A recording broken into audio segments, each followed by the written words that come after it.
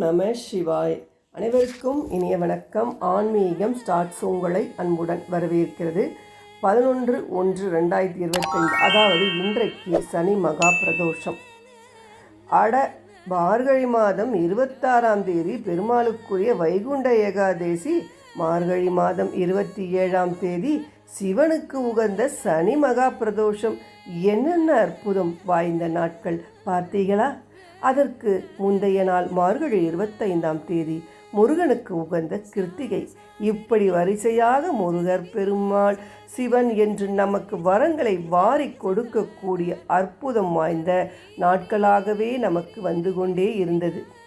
இறை வழிபாட்டை யாரும் தவற விடாதீர்கள். மனதிற்கு நிம்மதியையும் வாழ்க்கைக்கு மாற்றத்தையும் கொடுக்கக்கூடிய ஒரே வழி ஆன்மீகம் மட்டும்தான்.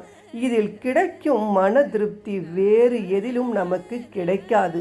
ஆண்டு அனுபவித்து பணம் சம்பாதித்து கடனில் விழுந்து செல்வத்தில் புரண்டு கடைசியாக நாம் செல்லக்கூடிய இடம் இறைவனின் பாதம்தான். அந்த சிவபெருமானின் பாதம்தான், அந்த பெருமாளின் பாதம்தான். ஆக எந்த அளவுக்கு வாழ்க்கை, சொத்து, சுகம், பணம், பதவி, வேலை இவைகளுக்கு முக்கியத்துவம் கொடுக்கிறீர்களோ அதே போல 100ல் 1 பங்காவது இறை வழிபாட்டிற்கு முக்கியத்துவம் கொடுங்கள்.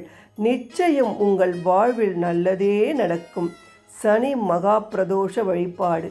இந்த சனி மகா பிரதோஷம் மார்கழி 27ஆம் தேதி, ஆங்கில தேதியில் 11/1/2025, அதாவது இன்றைக்கு இந்த நாளில் சிவன் வழிபாடு அனைவரும் கட்டாயம் செய்ய வேண்டும்.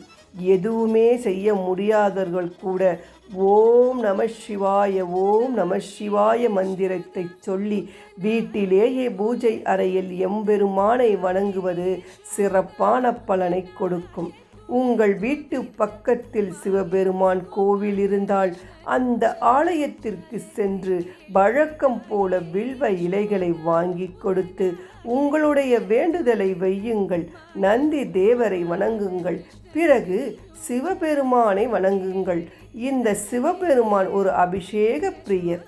இவர் அபிஷேகத்திற்கு உங்களால் என்ன பொருட்கள் வாங்கித்தர முடியுமோ அதை வாங்கி கொடுக்கலாம். உங்கள் கஷ்டங்கள் தீரும். அதிலும் குறிப்பாக 3 அபிஷேக பொருட்கள் நமக்கு சொல்லப்பட்டு உள்ளது. என்னென்ன அந்த பொருட்களை நாம் சிவபெருமானுக்கு எதற்காக வாங்கித்தர போகின்றோம் என்பதை பற்றியும் இந்த பதிவின் மூலம் பார்க்கலாம். நந்தி தேவருக்கு நார்த்தங்காய் வாங்கி கொடுத்து அபிஷேகம் செய்தால் உங்கள் கடன் சுமை குறையும். சொந்த நிலம் வாங்குவதில், சொந்த வீடு வாங்குவதில் பிரச்சனை இருந்தால் அந்த பிரச்சனைகள் விலகும். வீடு சம்பந்தப்பட்ட, நிலம் சம்பந்தப்பட்ட பிரச்சனைகள் விலக நார்த்தங்காய் அபிஷேகம் நந்தி தேவருக்கு செய்து வையுங்கள். வாடகை வீடு சம்பந்தப்பட்ட பிரச்சனையாக இருந்தாலும் அது சரியாகும். வெண்தாமரை பூவை வாங்கி கொடுத்து எம்பெருமானை வழிபாடு செய்தால் உங்கள் பணம் சம்பந்தப்பட்ட பிரச்சனைகள் அனைத்தும் தீரும், கடன் சுமை குறையும் என்று சொல்லப்பட்டு உள்ளது. வெண்தாமரை கிடைப்பது அரிது என்பவர்கள் செந்தாமரை வாங்கி கொடுக்கலாம், தவறு கிடையாது. கூடுமான வரை வெண்தாமரைக்கு முயற்சி செய்யுங்கள். இன்றைக்கே பூக்கடைக்காரரிடம் சொன்னால் நாளை, அதாவது இன்றைக்கு மாலைக்குள் அந்த பூ உங்கள் கையை வந்து சேரும். இளநீர், அந்த சிவபெருமானை குளிர வைக்கக்கூடிய இந்த இளநீர் அபிஷேகம் மிக மிக சிறந்தது. வீட்டில் இருப்பவர்களுடைய வேலை வாய்ப்பு நன்றாக இருக்க வேண்டும், தொழில் வளம் நன்றாக இருக்க வேண்டும் என்றால் ஈசனுக்கு அபிஷேகம் செய்ய இளநீர் வாங்கி தர வேண்டும்.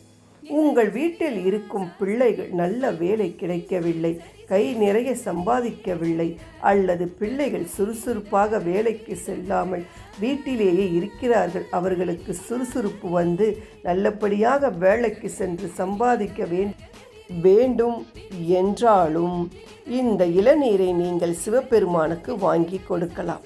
இதெல்லாம் விட உங்கள் வீட்டு பக்கத்தில் இருக்கும் சிவன் கோயில் அர்ச்சகரிடம் போய் கேளுங்கள். உங்களுக்கு சிவபெருமானுக்கு அர்ச்சனை செய்ய எந்த பொருட்கள் தேவை என்று அவர் அந்த கோவிலில் இல்லாத ஒரு சில பொருட்களை உங்களுக்கு சுட்டி காட்டுவார். அந்த பொருளை உங்களால் முடிந்த அளவு வாங்கி கொண்டு போய் கொடுப்பது மேலும் சிறப்பு வாய்ந்த பலனை கொடுக்கும்.